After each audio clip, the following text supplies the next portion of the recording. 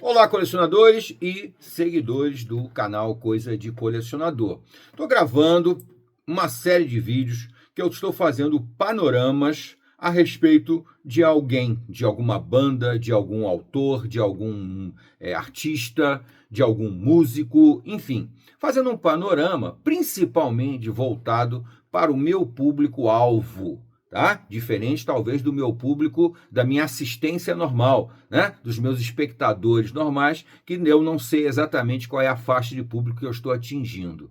Tá? Mas eu gostaria de estar conversando com os meus alunos. É isso que eu gostaria de estar conversando. Com os meus alunos, conversando sobre cultura e sobre o melhor da cultura, o que vale a pena ser colecionado, mesmo que seja só em memórias, né? Se você tem uma boa memória, você já tem uma coleção na sua vida, com certeza, tá? Então eu tenho feito o que eu intitulei provisoriamente de panorama de alguns expoentes da arte. Vamos botar assim uma coisa mais ampla, né? Vocês sabem muito bem que o nosso canal ele aborda quadrinhos, mangá, séries, filmes, o rock, que é o que eu tenho gravado mais recentemente, para apresentar para as novas gerações. Eu gostaria imensamente, cada vez mais, de atingir uma galera que está começando a vida, com seus 15, com seus 20 anos, tá? Que já tem uma opinião formada, né? Mas que pode não estar bem direcionada, pode não estar no ideal. E é um pessoal que eu acho maravilhoso a gente apresentar a cultura. Eu culpo muito o pessoal da minha geração e até alguns mais novos do que eu com esse excesso de pseudo-liberdade. Pseudo-liberdade. Por que pseudo-liberdade? A liberdade também faz parte da liberdade você apresentar opções para o pessoal mais novo. Não é impor a sua vontade ou impor o seu gosto de forma nenhuma, mas apresentar e apresentar com competência, né? Com capacidade, fazendo um trabalho bem feito, sem dúvida nenhuma, isso aí é fundamental. Bom, mas antes de entrar no material que eu quero apresentar para vocês aqui hoje, eu tenho que fazer aquele pedido obrigatório para sobreviver no YouTube, que é: se inscrevam no canal. Se você chegar até o vídeo e gostar, você bota o gostei. Não gostou? Bota o não gostei. Faz parte da brincadeira. Deixe o hype, que para o nosso canal é fundamental, e venha para o nosso clube de membros VIP. Tá? Vai ter, inclusive, no clube de membros VIP, vai ter sorteio de itens que eu vá me desfazendo, que o colecionador vá se desfazendo, aí eu vou sortear entre os membros do Clube VIP. Então venha. O preço é ridículo. Tem de R$3, tem de R$13, tem de R$23, é tudo muito baratinho, não vai descapitalizar ninguém, tá, gente? Por favor, não se descapitalize por causa disso. Eu quero falar hoje para vocês de uma das melhores bandas de rock de todos os tempos. Uma daquelas bandas que trabalha também o melhor rock de todos os tempos, que é o rock erudito.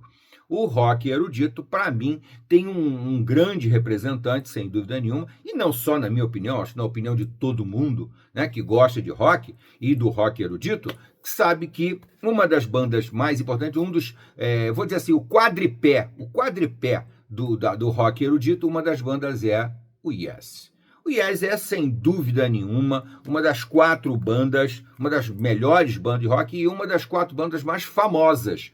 O quadripé é feito pelas 4 bandas mais famosas do rock erudito. Logicamente, nessas bandas está o Pink Floyd, o Yes, o Emerson, Lake e Palmer e o Genesis. Eu diria que esse é o quadripé dos mais famosos, tá? Cuidado, não estou dizendo que são os melhores, não. Estou apenas dizendo que eles são mais famosos, são os mais conhecidos. Eu acho que o Pink Floyd é conhecido até pela geração mais nova. Quem tem 15 anos hoje em dia já conhece o Pink Floyd, né? O Yes é menos, o Genesis é menos e o Emerson Lake Palmer talvez menos ainda. Mas, para quem é um pouco mais velho, sabe que esse quarteto aí é a força. Bom, mas o Yes é uma banda que, como a maioria delas, é muito irregular. Ganhou a projeção que ainda tem em álbuns espetaculares, maravilhosos, por causa disso, porque tinha excesso de talento. sobrava talento naqueles músicos, talvez fosse das 4 bandas e até com outras bandas a que tinha mais talentos, pessoas assim com uma bagagem musical extraordinária, com todo o conhecimento da música, com uma cabeça de músico, com uma formação musical muito forte, diferente da 99% dos músicos que frequentemente não tem nem formação musical, tá? O Yes sobrava formação musical. A gente costumava até dizer que todos ali, os 5 membros do Yes, eram talentos eram maestros, tá? Porque dominavam a essência da música, tinham um conhecimento histórico da música sensacional, desde os clássicos, eles eram capazes de executar nos seus instrumentos os clássicos da música, a música erudita, né? Citando aqui o Beethoven, o Chopin, o Tchaikovsky, o Mozart, quem você quiser. Esses caras tocavam a música desses mestres. Isso é para muito poucos até hoje. Até hoje isso é para muito poucos. Talvez agora sejam menos ainda. Naquela época ainda tinha essa obrigatoriedade de alguém para virar músico ter uma formação musical boa. Por isso eles eram extraordinários. E a música, o rock erudito, era uma música com uma consistência melódica única, exclusiva. Até hoje, se você for ouvir o Yes, por exemplo, você vai perceber que a música deles ela soa diferente em conjunto. Você não percebe claramente onde é que está cada instrumento, cada um que está fazendo. Todos eles estão tocando mais ou menos juntos. O rock erudito, além da influência enorme, maioral da música erudita, também tinha uma influência muito forte do jazz, do blues e do rock mais básico. Era um conjunto dessas coisas que fizeram o rock erudito ser aquela maravilha, eu diria que era o retorno da música erudita, só que eletrificada. Né? A música erudita era tocada por instrumentos mecânicos, instrumentos de sopro, instrumentos de corda, né? Instrumentos de percussão, era a origem da música. Depois houve a eletrificação desses instrumentos, todos eles passaram a ser elétricos ou meio elétricos, né? A guitarra passou a ser elétrico, o teclado passou a ser elétrico, o baixo passou a ser elétrico, a bateria é a única que, né? Ela tem as duas funções, né? Tem uma parte que é meramente percussional, mas existe uma parte que é eletrificada também, né? E algumas baterias depois ficaram completamente eletrônicas, o que ficou uma porcaria nos anos 80, né? Mas isso é papo para outro vídeo. Muito bem. Voltamos ao Yes. Então, o Yes, como é que é? O panorama que eu quero mostrar para o Yes é que, basicamente, existem pelo menos 2 Yes. Pelo menos dois. Pelo menos 2. Eu estou fazendo, assim, uma divisão de etapas na discografia do Yes bem clara, bem óbvia, bem fácil de entender. Agora, existem outras mudanças, outras nuances, que eu vou falar aqui mais ou menos o mais rápido possível, tá? Então, você tem o Yes inicial. Eu estou até aqui na minha frente com o computador para ver o que eu tenho que falar a respeito do início do Yes. Tá? O Yes começa em 1969. 1969. O primeiro álbum do Yes com o nome, basicamente, Yes, que era uma tradição. A banda lançava o primeiro álbum com o nome da própria banda. Até era uma estratégia, de certa forma, de marketing para gravar o nome da banda. Então, havia aquele logo grande do Yes, tal, não sei o quê. Mas era um álbum muito mais básico, tá? Principalmente porque o Yes ainda estava com uma formação que tinha certas irregularidades nos músicos. Tinha alguns músicos muito talentosos, mas tinham outros que eram mais executores de música. Eu não vou nomear ninguém aqui porque eu acho que não há necessidade. Eu não estou aqui para ficar criticando nada, pelo menos não nesse vídeo. Não nesse vídeo, tá? Mas daí saiu esse álbum 69. Em 1970, sai o Time and World. Já tem alguma mudança na composição da banda. A composição mais famosa da banda, deixa eu falar aqui para vocês.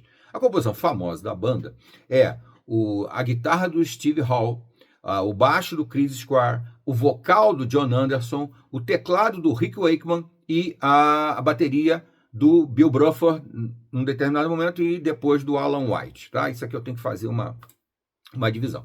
Apesar de que houve uma grande circulação de músicos, troca de muita gente em muitos álbuns, por isso que eu falo, existem outras subdivisões. Porém, a linha melódica, que eu falo sempre, a linha melódica, o histórico da música, ele é bem claro em 2 fases. Essa primeira fase que eu estou falando aqui agora, o Yes, o Time and World, e o terceiro álbum, que é de 1971, é o Yes Album. Esses três têm uma formação inicial que só tinha o John Anderson, o Chris Squire, o Bill Bruford e o Steve Howe. No teclado você tinha o Tony Kaye, que não era um grande tecladista. Era um tecladista bom, mas não era um grande, não era um virtuoso da música, não era um grande compositor, não era. E tem alguns bons momentos. E é interessante você avaliar que algumas das composições dessa primeira fase, primeiríssima fase, que vai entre 69 e 71, são só 3 anos, essas músicas depois ganharam novas roupagens, novas aparências, novos arranjos, que tornaram as músicas infinitamente melhores em gravações ao vivo.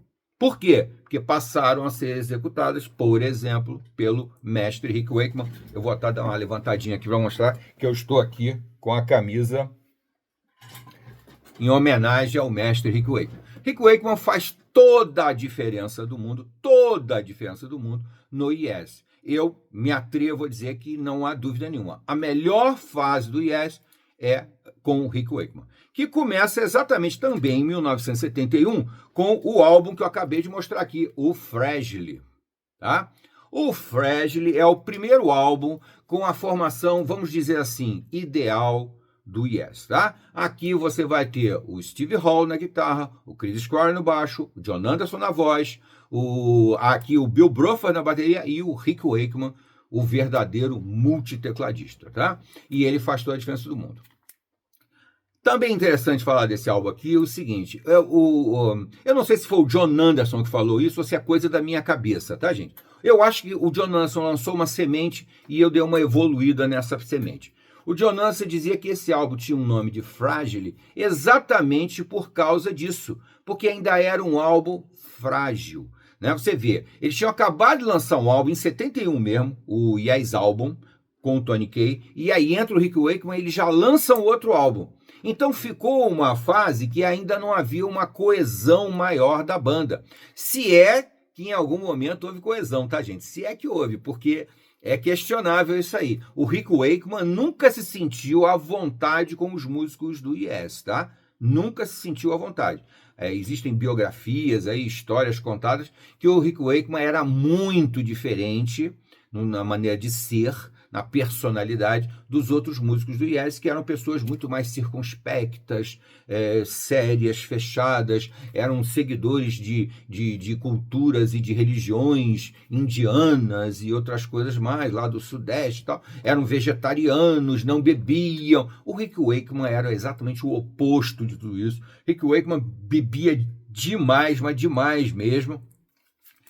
Até tem algumas situações meio lamentáveis que ele passou por excesso de álcool, tá? Comia muito, ele vivia, né, realmente como um boêmio, né? Era um boêmio que pode se chamar a vida do Rick Wakeman, ainda mais nessa época que ele começou a fazer muito sucesso, começou a ganhar muito dinheiro, ter muitos fãs, né? Que foi essa época aqui que ele também se preparava para a primeira composição solo dele de grande qualidade, que é esse que eu estou vestindo aqui, As Seis Esposas de Rick Wakeman, que sairia em 1973. Esse álbum aqui do final de 71, ele já estava se preparando, já estava compondo, né? O que ele lançaria em 73, né? Então, o John Anderson disse que isso aqui era frágil. E realmente, eu concordo plenamente com o John Anderson. Esse álbum aqui é um álbum frágil. Ele é um bom álbum, tem ótimas músicas, tá? Mas é um álbum um pouquinho irregular. Por quê? Porque ele tem, na essência dele, que esse daqui não é legal. Deixa eu ver se eu consigo achar um aqui. Porque eu tenho aqui, deixa eu mostrar para vocês. Essa versão aqui é a versão mini LP CD japonesa, né? Do Fragile, e essa daqui é a que foi remixada recentemente pelo Steven Wilson. Steven Wilson andou remixando vários álbuns daquela época, e aqui nós temos os dois, tá? Muito bem. Então, nesse álbum aqui, você tem, se eu não me engano, sete faixas, tá? Então, 7 faixas. As 7 faixas, de que forma elas estão distribuídas? 3 delas são composições da banda. Você vê que eles não tiveram tempo de compor muita coisa juntos. 3 composições da banda, que são 3 músicas muito boas, mas são 3 composições da banda. As outras 4 músicas são músicas individuais, compostas individualmente por cada um. Cada um teve a sua imaginação lá, já tinha alguma coisa gravada, aproveitou alguma coisa que já tinha composto e lançou no álbum. Então você vai perceber claramente, obviamente, 3 faixas da banda e 4 faixas, uma do Rick Wakeman, uma do John Anderson, uma do Steve Howe, uma do Chris Squire.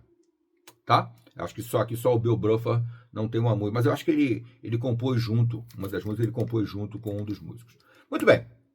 Então, é um álbum realmente frágil. Mas é um álbum muito bom e que eu aconselho você a ouvir. Talvez não seja a porta de entrada ideal para você conhecer o Yes nessa melhor fase. Talvez não seja. Mas é uma forma também de você começar, talvez, meio devagarzinho. É um álbum que vale muito a pena mesmo. Em seguida, vem o álbum que talvez para a maioria dos fãs, tal, não sei o quê, é o álbum perfeito do Yes, o melhor álbum do Yes. Eu estou falando aqui do Close to the Edge.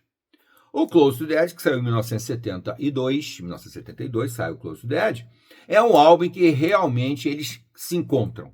As músicas são todas compostas por todos eles, Don Anderson, Bill Bruford, Steve Howe, Chris Squire e Rick Wakeman, tá? E fazem um som muito coeso. E esse daqui também, na opinião do próprio Rick Wakeman, é o melhor álbum da banda. É um álbum que ele conseguiu entender, apesar de que ele também sempre não concordou muito, né? Desviou um pouco das concepções temáticas da banda, não musicais. Ele soa totalmente engajado com a banda e fazendo mais do que a banda pretendia, tá? Porque o que aconteceu nessa época? Os músicos ali eram todos poderosíssimos, virtuosos até não poder mais. Aqui eles tinham chegado praticamente no topo do topo, por isso close to the edge, né? Perto do topo, né? Interessante isso. E aqui eles se combinam bem. E o Rick Wakeman faz mais. O Rick Wakeman começa a ter a sua própria personalidade em destaque nas músicas, nas melodias. Tá? Não era bem essa a ideia dos outros músicos inicialmente. A ideia dos músicos, quando o Tony Kaye sai e o Rick Wakeman entra, é que o Rick Wakeman fizesse um pano de fundo. Ele fosse aquela música que misturaria os outros. Tá? E não que ele virasse solista, que ele passasse a se destacar na banda. Só que não cabe no Rick Wakeman isso. O Rick Wakeman é um músico incontrolável. Até hoje, né? Até hoje, continua compondo muito. Tem álbuns novos dele, bons e tal. Então aqui ele mostra muito bem isso. Ele já se destaca. Ele não é tecladista para fazer pano de fundo, para fazer uma nuvem para os outros solarem. Não é o papel do Rick Wakeman. Ele já mostra aqui nesse álbum. Agora, aí vem o John Anderson, que aí eu não sei se foi o John Anderson, fui eu. Eu acho que esse álbum aqui é Close to the Edge, ou seja, quase no topo. Porque, para mim, deixa eu mostrar aqui também para vocês, que essa aqui é uma versão mini LP/CD, só que essa não é japonesa, mas é um mini LP/CD bem bacaninha. E aqui eu tenho a versão remixada pelo Steven Wilson, agora em 2010, 2012, por aí. Foi por aí que o Steven Wilson também remixou o Close to the Edge. Aí nós vamos agora, eu vou fazer uma interrupçãozinha para falar aqui só do ao vivo, que foi, de certa forma, a maneira como eu conheci o Yes. O primeiro álbum do Yes que eu ouvi foi esse aqui, o famoso álbum triplo, Yes Songs. Yes Songs é um marco maravilhoso, porque ele pega exatamente essa fase inicial, que tem poucos álbuns, né?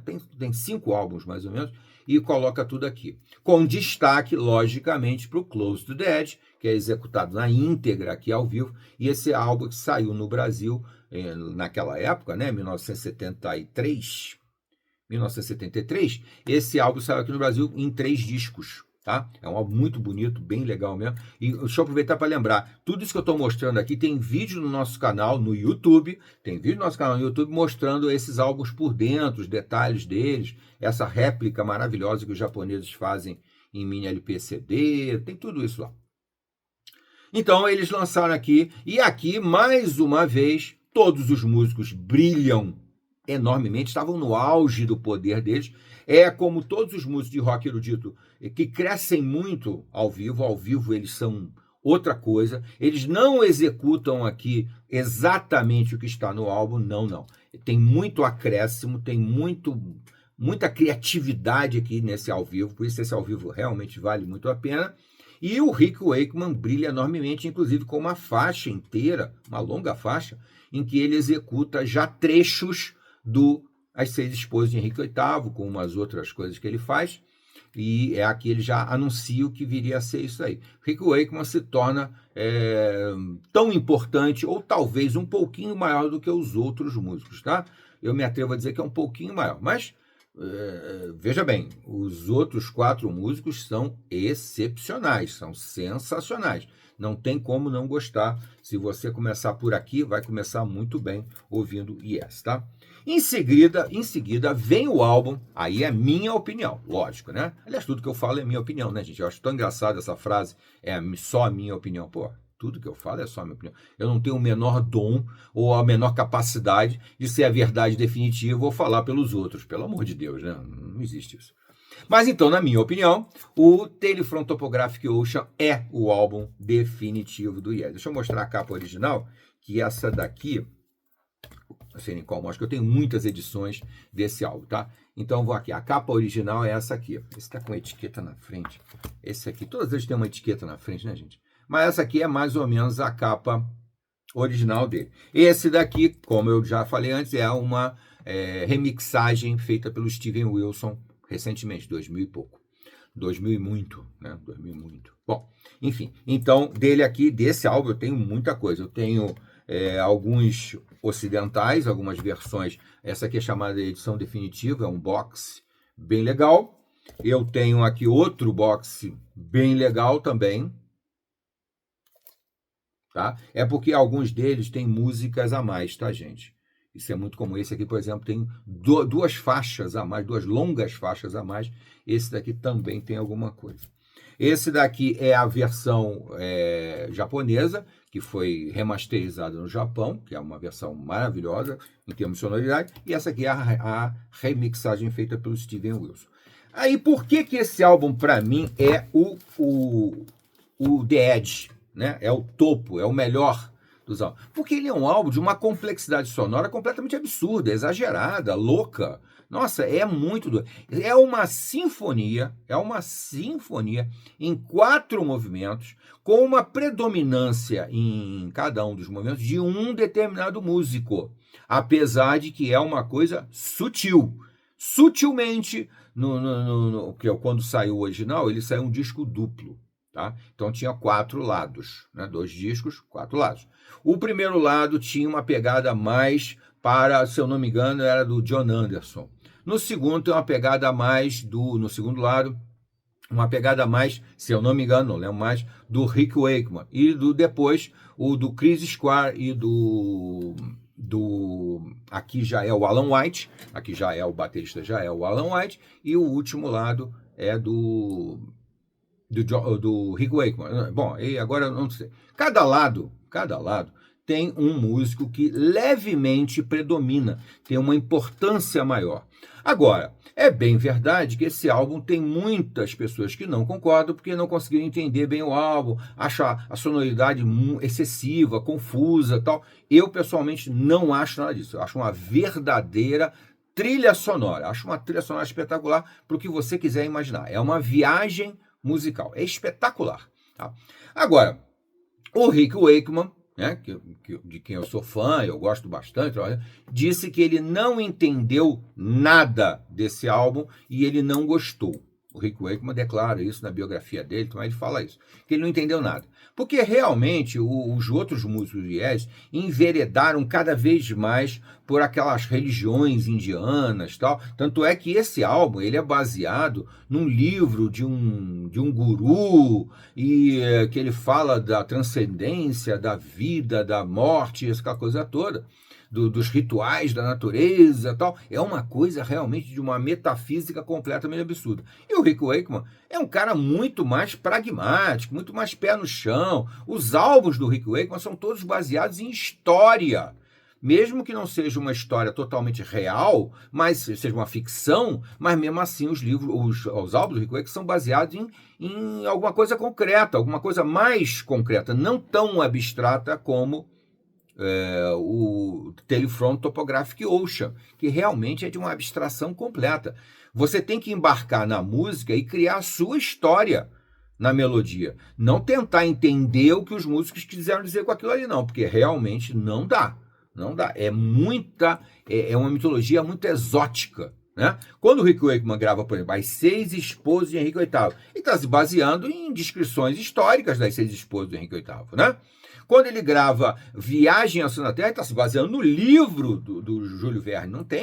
Não dá para fugir daquilo, é o livro. Inclusive nas letras, nas pausas, na melodia, tudo ali está contada a história. Se ele for para o Rei Arthur, a mesma coisa. Ele está baseado em o que é relatado, que todo mundo conhece, das lendas do Rei Arthur e dos Cavaleiros da Távola Redonda, né? Os personagens estão todos ali.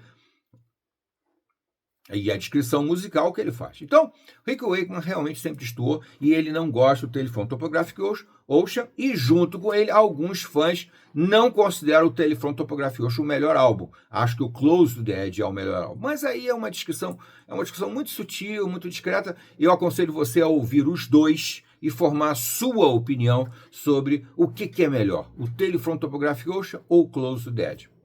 Tanto faz. Tá bom. Depois disso, devido a essas divergências de opinião temática, né? Musicalmente não. Musicalmente, o Yes soa aqui com uma coesão absurda. Eu até lembro de um fato que eu conversando com um amigo meu, contando para ele, né? Na época já foi, né? Isso aqui é 1974. Em 1974, 1975, eu tinha um amigo que também gostava de rock e eu comentei com ele, você sabe que o Rick Wakeman disse que não entendeu nada do Telephone Topographic Ocean? Aí esse meu amigo olhou para mim, Pô, se ele fez aquilo tudo sem entender nada, imagine se ele entendesse. E eu achei essa frase absolutamente genial. Eu ouvi essa frase, eu era uma criança, um garoto, e nunca mais esqueci. E veio de um outro garoto. Né? Eu comentei que o Rick Wakeman disse que não entendeu nada do Telephone Topographic Ocean, ele me virou na mesma e falou, se ele não entendeu e já fez aquela coisa genial, que ele encaixa com os músicos aqui de uma maneira extraordinária, você não consegue entender. Tem horas que você não sabe o que é isso aí, é teclado, é guitarra, é baixo, é difícil você saber, é voz, por causa da coesão musical. Então, se ele não entendendo, ele fez isso, imagine se ele entendesse, né? Eu concordo com ele. Gênero, número e grau. Né? Vamos lá. Em seguida, por causa dessa coisa, o Rick Wakeman deixa o Yes. Deixa o Yes por divergências, né, de opinião, digamos assim. E aí entra no lugar dele o Patrick Morais. O Patrick Morais, que teve uma passagem muito rápida no Yes, só gravou um álbum. Mas fez um trabalho competente, fez um trabalho bacana, tá? E é um álbum muito emblemático, que tem uma música que virou um certo hit na época. Aliás, não é uma música, né? É um excerpt, como eles chamam, né? É um trecho de uma música que ficou muito famoso, porque ela tem uma pegada mais romântica, mais sublime, mais suave, né? Eu estou falando aqui do Hileia. O Hileia, que tem essa capa belíssima, em sépia, né? Preto e branco com esses tons de marrom, que é o sépia, né? Essa capa belíssima, belíssima, aliás, é uma capa dupla. Merece até se você depois ver esse álbum aberto, ele é lindo esse álbum, é muito bonito mesmo.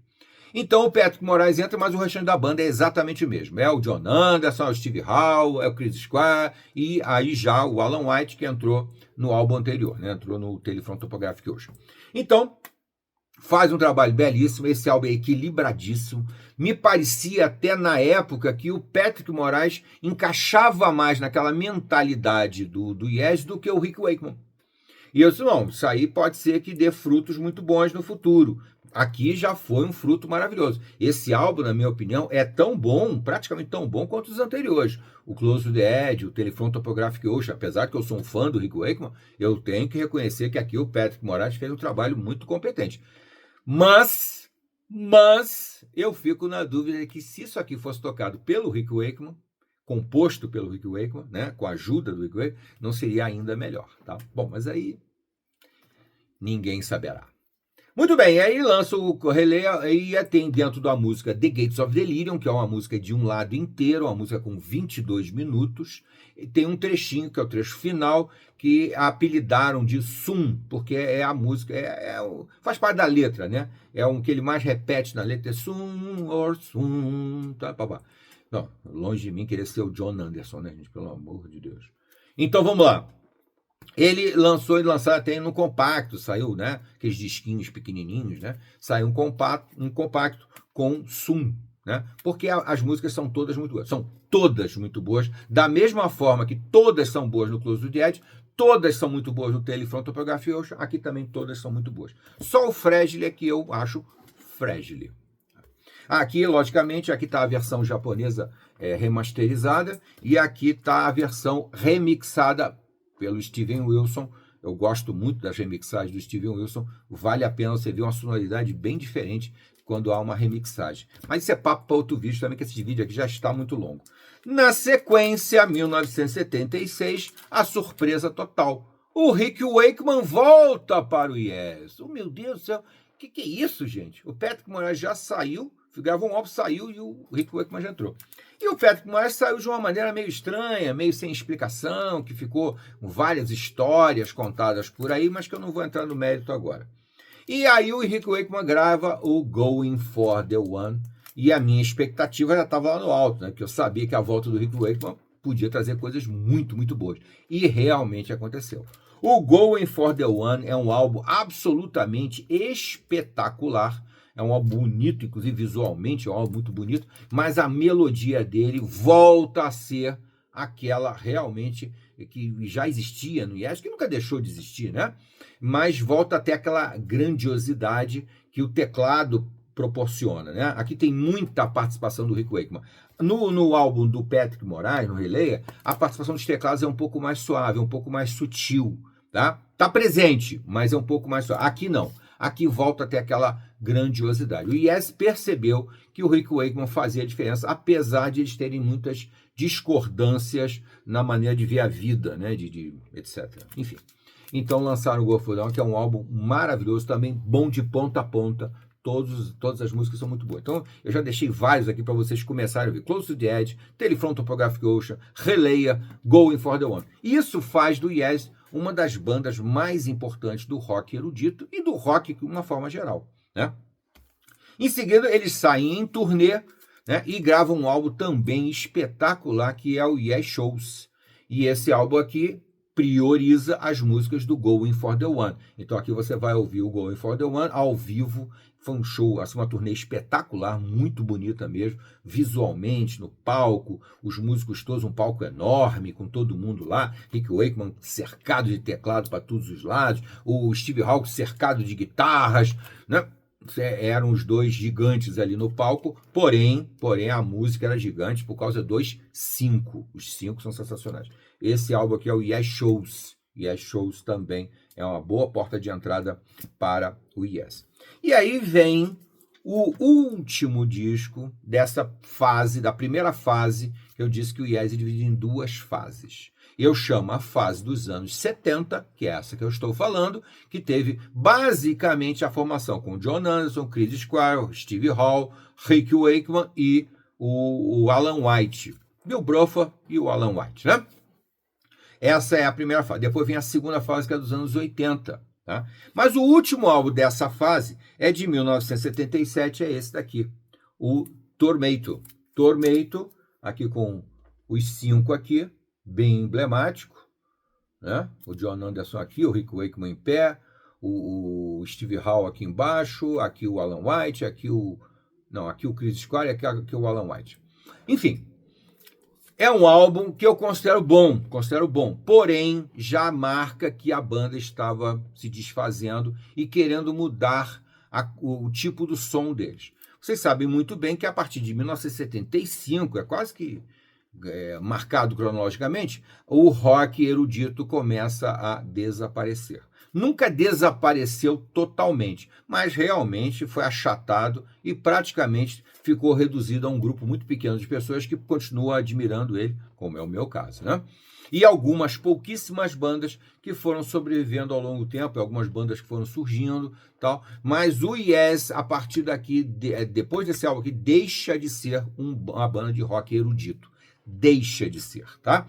Então, o Tormento, que é um álbum que tem algumas faixas muito boas, é um álbum irregular. Eu não aconselho você começar a ouvir pelo Tormento. Tem outros anteriores que são melhores. Esse aqui você deixa para ouvir mais no final, para você completar o seu conhecimento dessa fase aqui, né? Para finalizar aqui as minhas mostras, eu vou falar do Progeny, Highlights from 72. Né? Esse álbum aqui, que na verdade ele é de 1972, Highlights from 72, é 1972, ele foi lançado bem mais recentemente com músicas que sobraram daquela turnê famosa lá do Close to the Edge. Aquela turnê famosa do Close to the Edge. Eu até devia ter mostrado na época, né? Porque esse álbum saiu bem mais recentemente. Esse álbum é 2015. Esse álbum que saiu em 2015. Tá? Ele é bem mais novo. Então, na ordem cronológica, ele é mais novo. Porém, as músicas que estão aqui são outras gravações das músicas que saíram no Yes Songs, que é o de 72, 73 e tal. Muito bem. Então, eu vou mostrar isso aqui para vocês. Bom, aí o Yes entra numa fase... Deixa eu voltar aqui, para eu saber onde que eu estou. Aí o Yes, depois desses álbuns todos que eu mostrei aqui, que é a fase dos anos 70, é a que eu chamo de fase dos anos 70, ele entra na fase que eu chamo dos anos 80, né? Apesar de que o primeiro álbum... o primeiro álbum é exatamente... Aí entre 78 e 80, o Tormento sai em 78, eu falei 77, né? Desculpa. De acordo com o Google aqui, 77 é o Going for the One. Eu não sei porque eu tinha essa ideia que era 76, mas tudo bem. No Google consta como 77 o Going for the One e 78 o Tormento. E aí fecha a fase anos 70, é bem marcadinho. Em 1980 sai o primeiro álbum da nova fase e o Rick Wakeman já não está mais na banda e sai o Drama, que muda completamente a formação da banda, que depois não pararia mais de mudar. E entra numa fase dos anos 80 muito influenciado já por um novo rock. Um rock que já tem um pouco de uma influência, talvez, da música, da dance music, uma influência do punk rock, né? do grunge e outras coisas mais, várias tendênciazinhas musicais que entraram num combate ao rock erudito, porque achavam que o rock erudito era muito elitista, era muito sofisticado, o rock tinha que voltar para as bases, para o essencial, que era guitarra, baixo e bateria, não tinha que ter teclado, tá? Isso foi o movimento cultural que entrou, né? Foi a época do The Police, né? E outros mais, o The Clash, algumas bandas que entraram em choque direto com o rock erudito. Além do que o problema das rádios, que não queriam mais, nunca quiseram tocar aquelas peças muito longas do rock erudito, né? Porque o rock erudito era famoso por músicas de 10, 15 minutos, às vezes 22 minutos, tal. E as rádios não queriam isso, as rádios queriam músicas de 4, 5 minutos no máximo. O ideal era 3, 4 minutos, 5 minutos no máximo. É isso que eles queriam. E essas bandas novas, punk rock e outras coisas mais, elas entraram nesse ritmo das rádios. Então se tornou, né, praticamente um complô contra o rock erudito. E ele aí realmente foi morrendo bem rápido. Foi uma morte meio rápida. Quase todas as bandas, Genesis, Pink Floyd, tiveram que ou mudar de rumo, que foi o que aconteceu com o Yes, começar a gravar outros estilos musicais, a incorporar outras tendências, né, ou desaparecer. E o Yes fez essa migração, o Pink Floyd fez também essa migração, o Genesis fez pesadamente essa migração, e o Emerson Lake Palmer também fez, e ficou tudo muito ruim, na minha opinião. E aí, a partir daí, você então tem o Drama, que é o próximo álbum dele de 1980, que é um álbum que até dá para ouvir, mas é fraco, e depois vem então um álbum que é rasgadamente um rock pop, ou um pop rock e tal, que é o 90-125, né? O 90-125 é um álbum claramente de rock pop ou pop rock. E daí em diante nunca mais parou. Chegaram a fazer algumas tentativas de retroceder, de voltar ao rock erudito, né? Já lá para os... Porque aí tem O drama em 80, aí depois o 90 a 125 só em 83, depois vai para 87 com o Big Generator, pô, é muito tempo, né? São 4 anos. Depois em 91, mais uma vez outro salto com o Union, né? E aí vem várias outras coisas irregulares, inclusive convites a antigos músicos para... Mas a linha melódica dele muda completamente e deixa de ser aquele Yes realmente que fazia rock erudito. Passou a ser um rock de outras espécies, de outros estilos, que pode ser até que te agrade. Eu tenho um grande amigo, por sinal, que ele é fã do Yes, então ele acha que eu e ele somos fãs do Yes da mesma maneira, mas não somos, de forma nenhuma. Porque o que ele gosta do Yes é o Yes a partir dos anos 80. Tá? Esses discos que tiveram um apelo comercial muito forte, que é o caso do 90 a 125. Teve um apelo comercial bem forte mesmo. Agradou o público. Né? O drama não. O drama foi um drama mesmo, né? Ele não deu muito certo. Mas o 90 a 125 caiu no gosto do público, vendeu bastante, tocava nas rádios, tinha várias músicas, vários hits e tal. Então, é basicamente isso daí, tá? Eu acho que aí eu fiz o que eu gostaria, que é um panorama bem longo, né? 40 minutos, mas que era necessário, porque a trajetória do Yes é muito grande e eu quis apresentar aqui para vocês a discografia deles da fase que eu considero a melhor fase deles, a ideal para você apreciar uma música que se assemelha muito à trilha sonora, que é ideal para você ouvir numa coisa de contemplação, como a música erudita, né, gente? São sinfonias, aquela coisa que é uma coisa muito mais contemplativa para você realmente admirar, sem ser uma coisa chata ou cansativa, de forma nenhuma. A música tem uma dinâmica, uma força, um poder, como, por exemplo, a Nona Sinfonia do Beethoven, ou a Quinta Sinfonia do Beethoven, ou algumas composições do Tchaikovsky, né? A famosa abertura 1812 do Tchaikovsky, enfim, tem uma pegada nesse sentido, tá? Se você chegou até aqui, muito obrigado. Deixa o seu gostei ou não gostei, faz parte. Você pode não ter gostado, ter ficado muito longo, né? Mas realmente, resumir mais é difícil, tá, gente? Desculpa. Se você quer defender um ponto de vista, às vezes você tem que ser, né? Tem que extrapolar um pouquinho, tá? Venha para o nosso canal, se inscreva no canal, vem para o nosso clube de membros e deixa o seu hype aí pra gente. Até a próxima.